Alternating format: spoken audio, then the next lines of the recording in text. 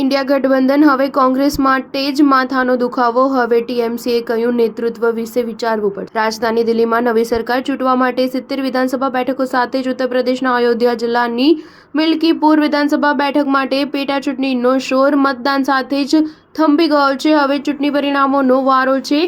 દિલ્હી ચૂંટણી અને મિલ્કીપુર પેટા ચૂંટણીના પરિણામો 8 ફેબ્રુઆરીના રોજ જાહેર થશે, પરંતુ તે પહેલા વિપક્ષી ઇન્ડિયા ગઠબંધનની કાયદેસરતા અને ભવિષ્ય અંગે ફરી ચર્ચા શરૂ થઈ છે. ભારતીય જનતા પાર્ટી અને કોંગ્રેસ પછી લોકસભામાં ત્રીજી સૌથી મોટી પાર્ટી સમાજવાદી પાર્ટીથી લઈને પશ્ચિમ બંગાળની સત્તારૂઢ તૃણમૂલ કોંગ્રેસ સુધી કોંગ્રેસ પાર્ટી ઇન્ડિયા બ્લોકના ઘટક પક્ષોના નિશાના પર છે.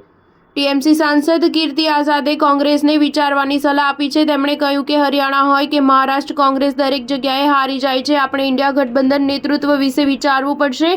તેમણે કહ્યું કે ઇન્ડિયા ગઠબંધનના મુખ્ય કોંગ્રેસે બન્યા રહેવું કે નહીં તે અંગે વિચારવું પડશે. બીજી તરફ સપાના મહાસચિવ અને રાજ્યસભા સાંસદ રામ ગોપાલ યાદવે કહ્યું કે દિલ્હીમાં કોંગ્રેસ પણ ભાજપની ભાષા બોલી રહી હતી. તેમણે કટાક્ષમાં કહ્યું કે જેમણે પણ અહંકાર આવી જાય છે તેઓ નાશ તરફ વધે છે. રામ ગોપાલ યાદવે કહ્યું કે જો કોંગ્રેસને અહંકાર ન આવી ગયો હોત તો તે હરિયાણામાં અનેક પણ 1-2 બેઠકો આપી શકી હોત. ઇન્ડિયા ગઠબંધનનું નેતૃત્વ કોંગ્રેસ કરી રહી હતી. ઇન્ડિયા ગઠબંધનની બેઠકો યોજાવાની અને ભવિષ્યની રણનીતિ ઘડવાની જવાબદારી તેમની હતી. તેમણે એમ પણ કહ્યું કે ઇન્ડિયા ગઠબંધનના નેતૃત્વમાં ફેરફાર કરવા માટે ચર્ચા ચાલી રહી છે. હું વ્યક્તિગત રીતે માનું છું કે નેતૃત્વ એકવાર બદલવું જોઈએ અને પછી તે જોવું જોઈએ યુપીમાં કોંગ્રેસ પાસે કંઈ નથી. સ્ટાર ન્યૂઝ 7 હંમેશા સચ્ચાઈની સાથે.